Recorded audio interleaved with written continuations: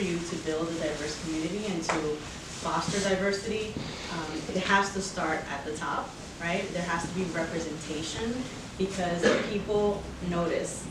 They notice, and as soon as they meet your founding team, or those that are in positions of authority in the leadership team, they want to see themselves in those roles, and so they want to be represented. So I think it all starts at the top, number one, with the founding team and with the leadership that is a part of the team, and also creating systems that foster diversity. So for instance, you know, when we were going to Mexico, right, I was a part of the application acceptance committee because I can speak the language. So when these women, non-binary folks that are based in Latin America jump on a call and they see a Latina going through their responses and their qualifications, they feel comfortable and they feel, okay, this is a safe place. This person knows who I am. This person, you know, shares a background with me. So that's very important. And just building those practices into your day-to-day to foster that diversity overall. Yeah. Next question is for Jessie. So what actions can the community take to support diversity and inclusion? That's a really good question. And I hope that this ends up being a homework assignment for all of you guys. So there are a couple of key actions, right? The first one being just simply being open-minded. I think, so echoing your quote and your McKinsey study, I think just even reminding yourself that diversity isn't a choice, it should just be how it is. And the fact that it's not how it is right now, that means that something has to already change and something needs to drive it to that natural equilibrium. You look around you and, you know, people aren't just naturally congregating towards similar people who think the same way as they are. Like, they should be, you know, looking towards ways of diversifying their thought. Most importantly, I think that diversity isn't just good for our community, but it's good for business. Just economically speaking, if you think about it, diversity of thought leads to more innovation, it leads to more beautiful ideas being created, it leads to people thinking outside of the box. And ultimately, what I think the action item is from this lesson is that you should be thinking of ways to expand your reach, your horizon, and think of ways that you can accept other people's, you know, mindsets and how they think. A lot of Bubble DAO members, you know, they come in thinking, oh, I'm in DeFi, I am, you know, a coder or a developer, and they naturally just already group themselves in that box. A lot of artists as well, they think to themselves, they even introduce themselves as, oh, I'm just an artist. And for me, I think to myself, don't say just in front of that. You're an artist, but you have the capabilities of expanding to something more.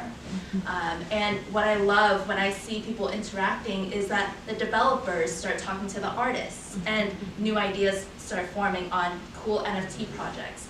Or the DeFi folks start talking to, you know, the people in fashion, and they come out with some amazing way of how to, you know, tokenize the fashion industry. So different ideas come from these cross-pollination of individuals and of people, and I mean, ultimately, I hope that everyone stays open-minded to that, and that's what I really, you know, would like to see for our future communities. The next question is for Kate. How can we ensure that diversity remains a priority in the development of Web3 technology? Thank you, Melonie. Silicon Valley confirmed, also confirmed statistical numbers. You can ask ChatGPT. Even though it's trained up to 2021. 11% women founders.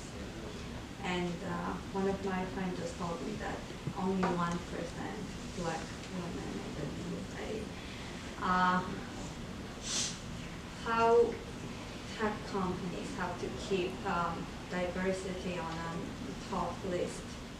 It's DEI policies we have to comply. Every single technology company has to comply with diversity, equality, and And those policies not need to be only implemented because you're supposed to comply, but it has to be more like education basis. It's our like founders and leaders' role and accountability, and one part of the like leadership spirit is to educate our employees, our staff, and everyone, our neighbor. And when you travel in different countries or in different states, right? I always bring one of my customers. Their main like purpose is to save journalists all around the world in hot zone areas like Afghanistan and now in Ukraine. And Ukraine stands really close to me because originally I'm from Eastern European country, Georgia, which was once upon a time post-Soviet country, part of Russia. And I feel every single one of my sisters and brothers there.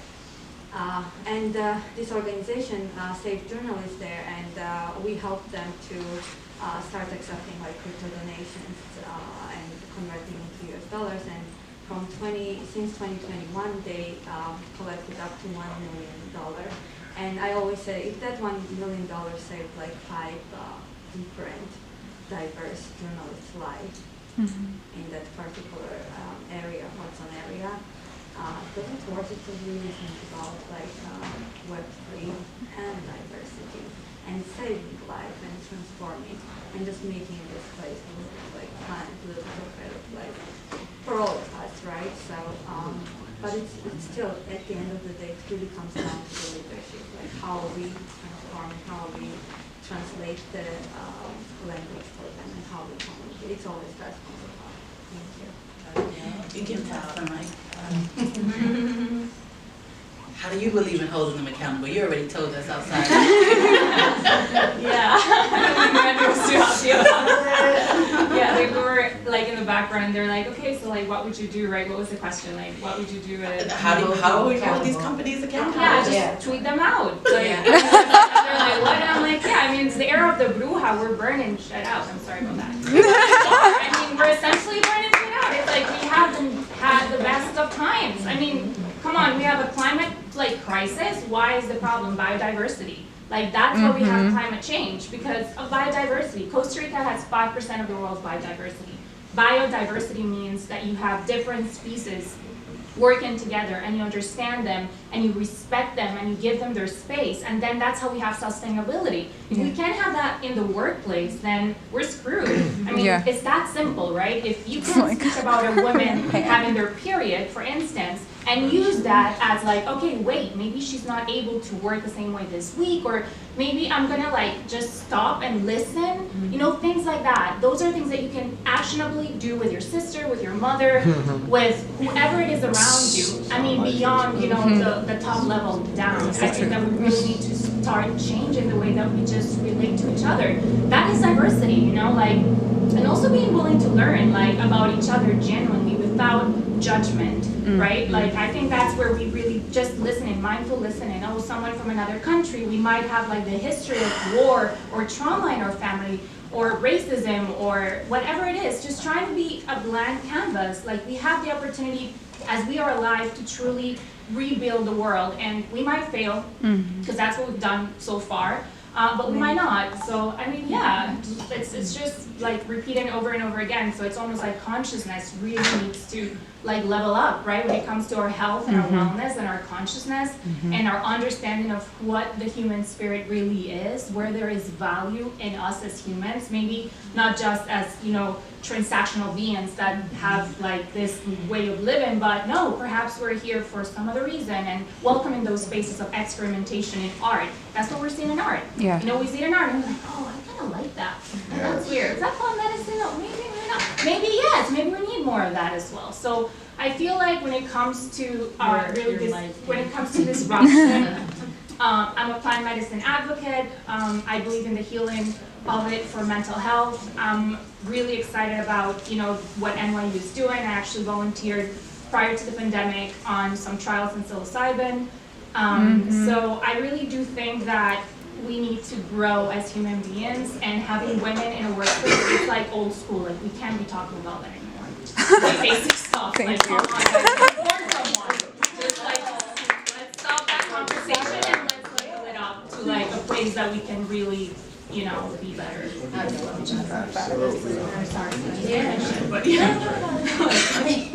Yeah, I just wanted to piggyback on that because, you know, from a business perspective, you know, let's be honest, like money makes the world go round, right? So from a business perspective, it is actually very, very smart for businesses to have diverse teams. There's so many real world examples of this going wrong. I don't know if you guys heard about the whole KFC spectacular in Asia. So KFC, remember when they came out with their whole finger licking good situation, right? That little cool slogan. In Asia, that translated to eat your fingers off, right? And apparently, right, there wasn't enough diversity in the team to catch that. Imagine this? So it was all over, you know, these different countries. And these things happen. That's what we have to. This is a very simple, basic example, but there's so many examples of this happening, you know? Diversity actually makes an organization more competitive because you're able to tap into different markets. Hello, we live in a global world, you know. Today I was on a call with a girl from Brazil.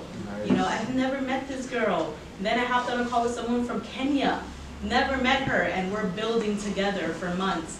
Zoom meetings, right? WhatsApp calls all the time, Telegram. It's just about being intentional, right? Like if you're in a position of leadership, if you're in a position to be able to leverage anything, right, at your company, be intentional about lifting someone up, right? Whether it's a woman, whether it's a black founder, like be very intentional about the power of your own voice, because I think that, to your point, that is the way that we're able to kind of start that domino effect of where we're able to like have the retention, and you won't just have the token, right? Like the one of one in these spaces. Like we need one of many, and so we embrace our allies, right? We embrace everyone who embraces us, and we encourage them to be fearless, creative. Like this isn't the time to kind of like sit back and sit idly and watch it go by. I think historically we've seen so many movements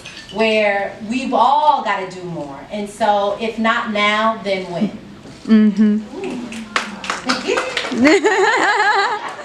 So I just want to thank everyone, all of the panelists for coming, sharing your experiences. And So they can find you guys. Your social handles. Social handles. Twitter. yeah, Right. that's too hard. That's too hard to say. Yeah. Can we do a I'm at blast? Randissima, so you can find me on Randissima, Telegram, Twitter, Instagram, I think. What's the username? It's Randy Gomez. Good. Oh, and your, oh my God, your PFP is so hot. Yeah. Yeah. So, anytime, I will be collaborating with the digital card. Yeah, me too. I actually have the card. That's such a good Yes, idea. yes, The yeah. card. But also Carolina Cotto S. Carolina Cotto S. That's my Twitter. Instagram Carolina Cotto. Telegram Bruja. Or just like we'll just share the thing, right? Yeah. Same here. Twitter, Sharupa R. Walker, and then everything else opens up from there. Thank you.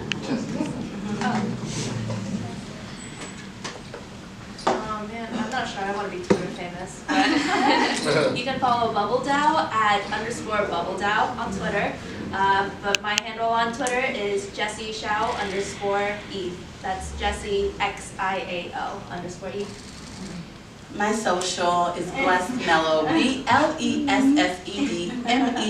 like I'm doing an ad. And that leads you to everything else. It's tagged in my business and in the DAO that I'm a co-founder of. So. Beautiful.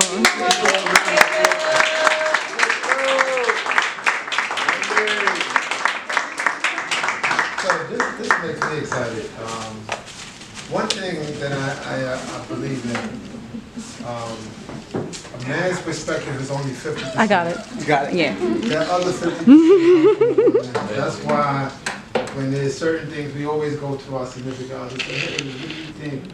You know, that opinion is a lot. Sometimes we forget, and I can be that sometimes. I forget, you know, my counterpart, hey, listen, what are we doing? How is this thing going? And just having a vision. So for me, a complete vision is 50% of a male, 50% of a female equals 100%. So any project that's working like that is a project to succeed. So on that note, I want to say, Crypto Mondays! One more, come on, Joanna. Yes, Joanna. Joanna is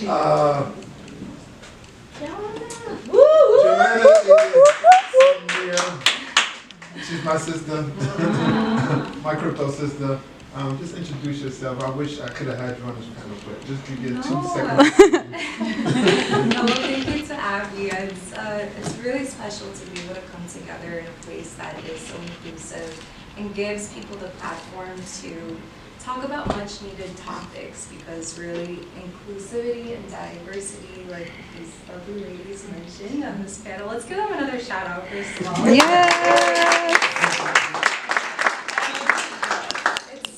This is the reason why I personally love to be here, because it's so important for each and every one of us to listen to them, to give them that platform. And kind of like Abby said, I lead the Near NYC community here in New York, and our goal is to help founders and developers to get to where they want to be on your protocol, which is the kind of like new and improved Ethereum. So if you guys haven't checked it out but would like to learn more, definitely hit me up. I'll be around here, and yeah, super proud of each and every one of you. Thank you. What's the Banyan Collective? What's Banyan Collective? Oh, well, Banyan, yes. So Banyan Collective is kind of the on-the-ground, we're like the on-the-ground ninja soldiers that, you know, really focus on grassroots for the Near protocol ecosystem. So I am the representative in New York, and we have builder workshops. We do a lot of, like for all sorts of verticals, we provide support, and we are kind of like, yeah, like a community incubator for all of the initiatives. Yes. Thank you guys for coming out.